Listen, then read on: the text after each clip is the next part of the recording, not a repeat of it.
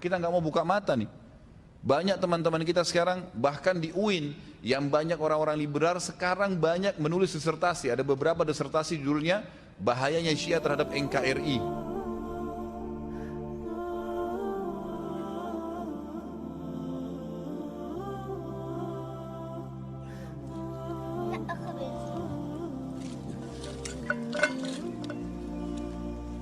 العالم بطرانة مين بيخبز هون لك قديش طلعنا واستعفي بالأرض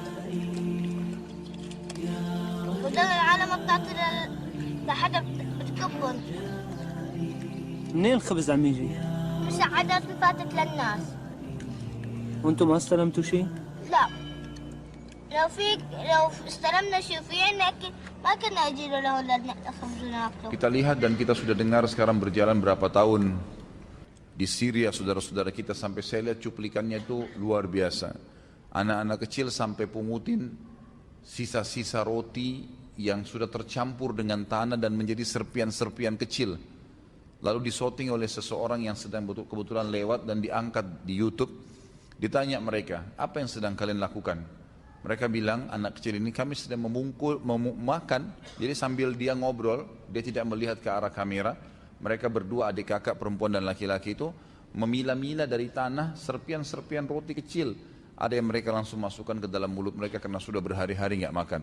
Dan di sana ada Bashar, semoga Allah ya menyelesaikan urusan dia di muka bumi ini. Dia telah membunuh sampai hari ini 230.000 orang dari ahli sunnah. Siapa Bashar? Adalah orang Syiah, orang-orang yang menganut faham Syiah. Dan kita sudah tahu Syiah ini, kaum muslimin, Syiah ini adalah kelompok yang dibentuk oleh orang Yahudi. Dibentuk oleh orang Yahudi. Buka mata kalian. Mereka ini kelompok yang sesat dan salah. Mereka dibentuk oleh orang Yahudi yang bernama Abdullah bin Saba. Mengatasnamakan Islam. Tidak layak ada di tengah-tengah kaum muslimin. Di zaman Nabi SAW pada saat orang-orang ada yang memfitnah Aisyah radhiyallahu anha dengan berzina, Abdullah bin Abi Salul, pimpinan orang munafikin, dan beberapa sahabat juga sempat kena fitnah waktu itu. Waktu terbukti beliau tidak berzina, maka dicambuk 80 jerah. Itu hanya menuduh berzina. Orang-orang Syiah sekarang mengkafirkan Aisyah radhiyallahu anha. Jadi mereka jauh lebih besar daripada itu. Kata Nabi SAW, siapa yang mengkafirkan seorang muslim, maka kalimat kafir itu akan kembali kepada salah satu dari keduanya. Kalau kita pertemukan antara seseorang yang sekarang, siapa mereka itu? Lalu mau dipertemukan dengan Aisyah radhiyallahu anha, ummil mu'minin. Pemimpin, ini ibunya orang-orang yang beriman. Haram hukumnya kita umat Islam menikah dengan salah satu istri Nabi SAW. Walaupun Aisyah lebih muda pada saat itu dibandingkan para sahabat. Tidak boleh ummul mu'minin. Mereka mengatakan Aisyah kafir. Berarti Nabi SAW salah pilih istri dong. Milih orang kafir. Kita tahu dalam konsep agama kita dan orang-orang Syiah yang mengaku Islam itu pun tahu. Mereka mengatakan bahwasanya orang, dan kita tahu faham itu. Kalau seorang laki-laki dan perempuan tidak bercerai di dunia, maka mereka akan bersama di mana? Di akhirat. Sampai meninggal Nabi SAW, Aisyah radhiyallahu anha tetap di bawah naungan Nabi SAW. Artinya jelas Aisyah akan bersama dengan Nabi SAW di surga. Belum lagi hadis Nabi SAW, tentu mereka tidak akui hadis-hadis ini karena sahabat dikafirkan oleh mereka. Tapi hadis sahih riwayat Hakim, kata Nabi SAW, saya tidak dinikahkan oleh Allah. Artinya pernikahan Nabi SAW Allah yang atur, kecuali dengan wanita-wanita ahli surga.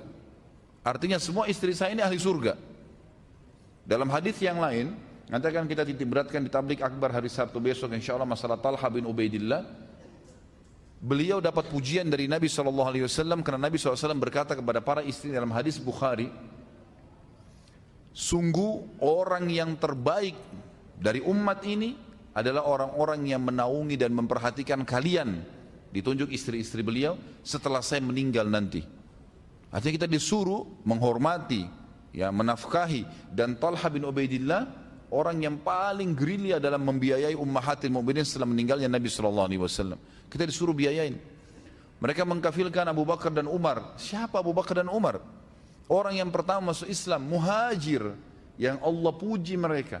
Disebutkan dalam Al-Quran, Allah sudah ridha dengan mereka.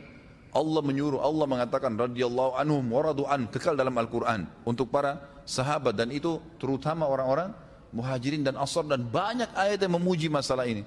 Pimpinan mereka, seluruh sahabat sepakat kalau ada Abu Bakar dan Umar bersama Nabi SAW, mereka tidak berani berbicara. Mereka menunggu kedua orang ini berbicara. Dan anda kalau ikut tabligh akbar kita yang lalu tentang Abu Bakar, tentang Umar, bagaimana fadilahnya disebutkan dengan banyak, mungkin ratusan hadis Nabi SAW tentang fadilah mereka. Dan yang paling penting secara jenjang sosial, mereka adalah mertua Nabi SAW. Bagaimana bisa dikafirkan mertua Nabi sementara Nabi SAW sendiri memilih mereka sebagai mertua. Dan mereka jelas meninggal dalam keadaan Islam. Subhanallah, berkedok Islam ini lalu masuk di tengah-tengah jasadnya kaum muslimin, ini berbahaya. Kalau orang Yahudi dan Nasrani jelas-jelas kafir, kita tahu mereka kafir, siap aja kita hadapin. Ini masalahnya orang-orang Syiah ini ngaku nggak Islam, ngaku Muslim, tapi ngatakan Quran kurang, harus direvisi, ada 49 juz, si fulan kafir, si fulan kafir, si fulan laknat. Apa ini? Sampai di Iran sekarang pembunuhnya Umar bin Khattab, Abu Lu'lu, dibuatkan kuburan, masjid dibuatkan kuburan, dan mereka hampir tiap hari ada cuplikannya dengan saya. Dalam bahasa Arab mereka mengucapkan di kuburan itu, ya Allah bangkitkan kami bersama Abu Lu'lu, karena dianggap Abu Lu'lu mujahid bagi mereka karena berhasil membunuh Umar bin Khattab. Pantas mereka dibangkitkan sama Abu Lu'lu nanti, yang jelas-jelas meninggal dalam keadaan kufur, membunuh Amir Mu'minin. Tidak ada satupun sahabat yang mendukung perbuatan Abu Lu'lu kecuali mereka.